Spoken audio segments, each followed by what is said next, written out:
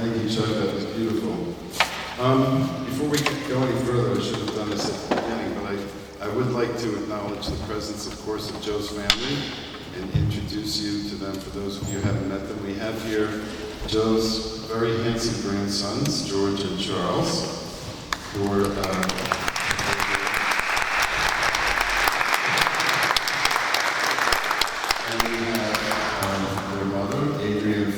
who's Joe's daughter.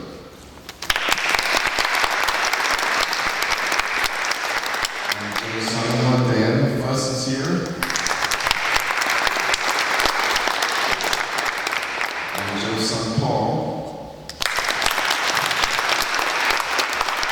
And Joe's wife, Joan.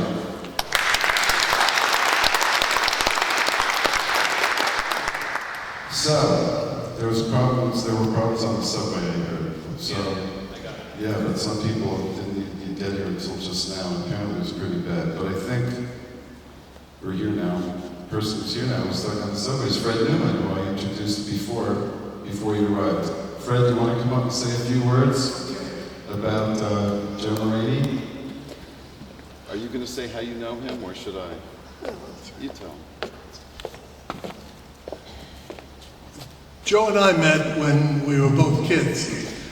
It was 1944. We were 17 years old. We were both students at Brooklyn Tech High School. And I walked into a club room after classes one day, and on the blackboard in this room were capital letters N-O-R-K. And I said, who or what is York? And there was a guy sitting next to me. He whispered to me, he said, that's New Orleans Rhythm Kings. And then I realized I was in the presence of a real expert on jazz. I was a novice. And after the meeting was over, we played some records, and I started talking to Joe. It turned out that he was not only a jazz fan, as I was, he was a musician. He played the clarinet, and his favorite clarinetist was Johnny Dodds. I had heard of Johnny Dodds, but really didn't know who he was. As time went on, we got closer and closer, and over the next 68 years or so, we became like brothers. And like brothers, I have a brother. We didn't get along perfectly all the time, but we loved each other. And during that time, we were both growing up, getting married, getting divorced, getting married again, having children. Joe and I had a running joke. And I told him, just keep practicing, keep playing, keep practicing, and one day you'll get a call from Joe Glazer. Now, Joe Glazer was Louis Armstrong's, he's not here. He was Louis Armstrong's manager many, many years. And when Joe Glazer tapped you on the shoulder, you joined the band. But years and years went on, and then Louis had this small band and different clarinetists went in and out. And one morning, it must have been about 8:30, I get this call from Joe, and I'm still half asleep. And I said, I think I know why you're calling me. He said, right. I got the call from Joe Glazer.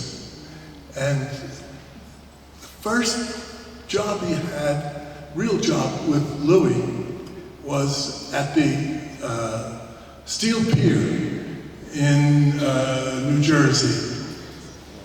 The resort there. Atlantic City, right.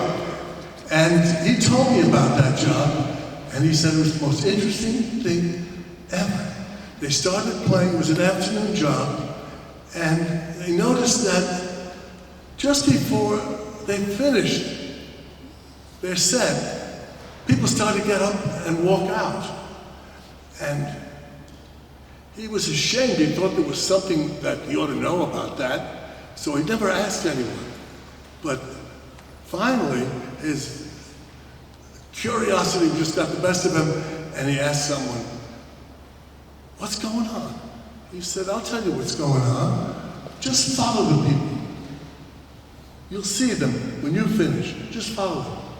And Joe said it was amazing. Everyone wanted to get out early so they could see the next act on the pier, which was a diving horse. I said, Louis Armstrong and you who introduced the diving horse? And Joe said, I'll tell you something. That was a damn good act. He said, I saw it and I loved it. I could understand why people would want to leave early to get a good seat. The horse got somehow high up and took him a beautiful dive right into the water. And then they had some steps or something, and he climbed down, he shook himself all over. The audience ate it up. They just loved it. And he would feed me these things about his work with Louis, and at the end, he was very despondent. He told me, he said, Fred, no one reviews any of my concerts or playing. I'm not known, and what have I got to show for 45 years as a musician? And I said, wait a second. I, as a lawyer, always dreamed that one day I'd get a call from some president and say, hey, we'd like you on the Supreme Court. I bet a lot of lawyers have had that dream and were never called. I said, you had the dream of playing with Louis, and you did. And you had 5 years with him, and it was just wonderful. I said, you lived your dream. You played twice at the White House for presidents. You played all over the world, wonderful musicians, and life has been good to you in a way that only one man in a million gets. He lived his dream, and he appreciated that. He loved jazz, his clarinet, and being Hungarian. That was a big part of his life. His name was not Muranyi, he wasn't Irish. His name was Muranyi, M-U-R-A-N-Y-I. And when I had dinner with him and his mother and father, she always called him Yoshka, which is the diminutive of Joseph in Hungarian. Am I right? Good. And of course she made chicken paprikash for us. And Joe grew up hearing Hungarian at home, and he knew quite a bit of it. But as he got older, he decided he would really learn the language. And he did. He took courses at Columbia, and he was very, very proud that when he started working in Europe, he got work in Hungary, and he could speak it well enough so that he could get on the stage and introduce himself and tell them that he was an American who would learn Hungarian and his parents came from such and such a village. And they adored that. He was a big hero over there, and he loved going there. The people loved him. He was on television, on radio, theater performances, and very well paid. But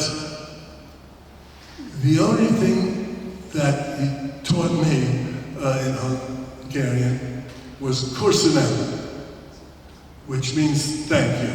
Did I pronounce it right? I just knew the name. Don't expect too much of me. Oh, okay.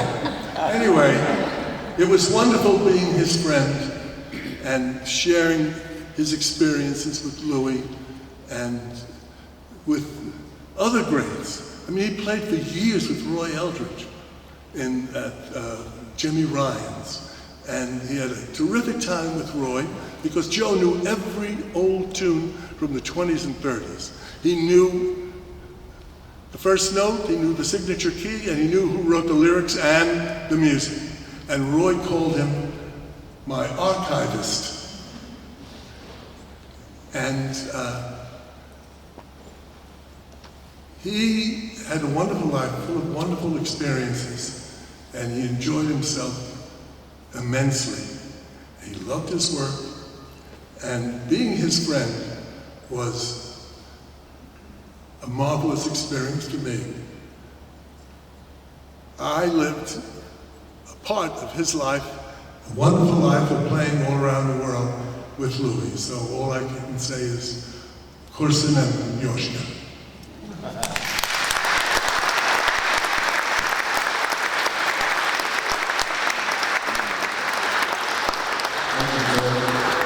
There's going to be some Hungarian surprise later in the program, which I'm sure everyone's going to enjoy. I don't even know if Fred has seen this film we're going to show a bit later. Right now, we're going to have a few words from the director of the Louis Armstrong House Museum, whose very close relationship with Joe meant a lot to both of them. Michael Cogswell.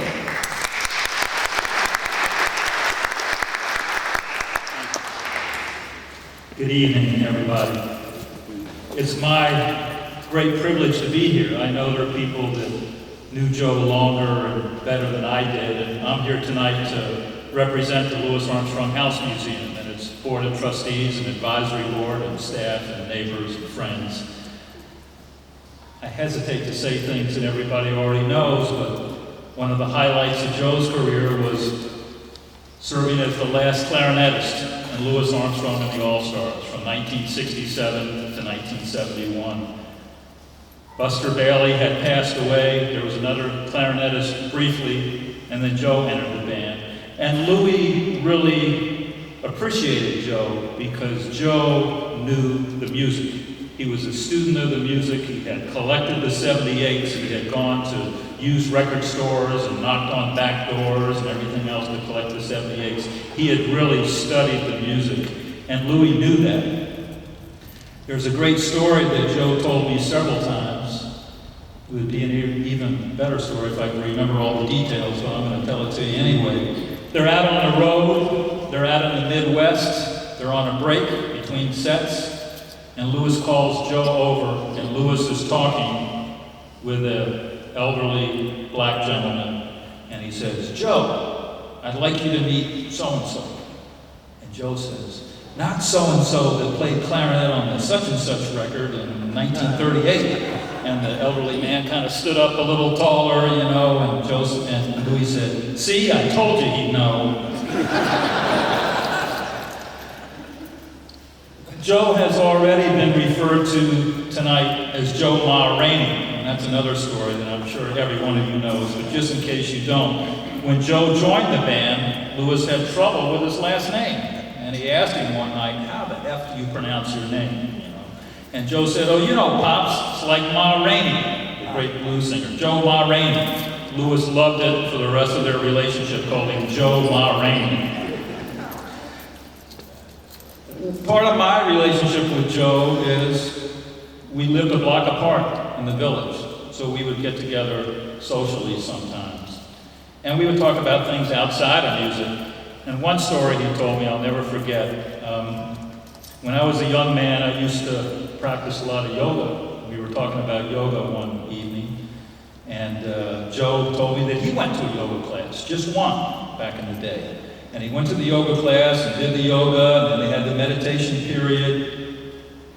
And he astral projected. He left his body, had an out-of-the-body experience. It kind of freaked him out, so he never went back to a yoga class. So I had to explain to him, "Joe, there are yogis that practice for hours a day for decades in the hope of transcending body consciousness, you know, and having an out-of-the-body experience." It just confirmed what I knew, you know, with many great musicians, the powers of concentration, you know, concentrated attention. He could really put his full attention into something. I think one of my favorite Joe stories was about a year and a half ago.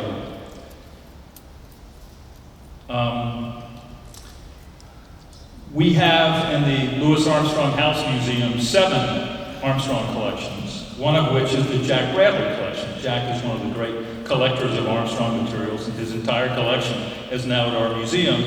And Ricky Riccardi, our archivist and Armstrong scholar and our resident satchologist, Ricky and I needed to go to Cape Cod to visit Jack Bradley, to return some materials and pick up some materials.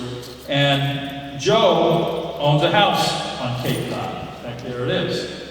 And it's a neat house. It was built in 1680 and had additions over the years, but it was built for the Goodspeed family, a prominent family in colonial America. And it stayed in the Goodspeed family until the 1950s. Then they sold it to one person, and that person sold it to Joe. So Joe says, hey, I'd like to go along. I want to visit my house in the Cape. Well, I have to confess, I hesitated for a moment. I mean, we got a lot of work to do. We got to drive up there, we got to unload stuff, we got to comb through Jack's attic and find new stuff, we got to interview Jack about photographs. Joe's health is not good. It was only a momentary hesitation. What are you, crazy? Here's a road trip with Ricky Riccardi and Joe Muranyi and Michael Cogswell going to visit Jack Bradley. So we did it. We got in the car, we drove to the Cape, we had a ball. Ricky has 3,700 Armstrong tunes on his iPod, many of which are unissued. We listened to Louis 6 hours up and 6 hours back, and we talked about Louis Armstrong the whole way. And it was a master class in music, and all three of us are musicians. And so Joe told us so much about the horn players selecting voicings, you know, and how they did that on the spot, and what sidemen were really supporting Louis Armstrong and which were not doing such a good job supporting Louis Armstrong. I wish we had taped the whole thing. It was so informative and so much fun. Plus to spend a whole day and a half hanging out with Jack and Nancy Bradley. I mean, Jack and Joe greeted each other like old friends. It was a very, very special trip. So those are just a few of my memories of Joe. So I offer condolences to Adrian and Paul and Jordan and the whole family, and none of us will forget Joe. He was one of a kind, and we really love him. May God bless him.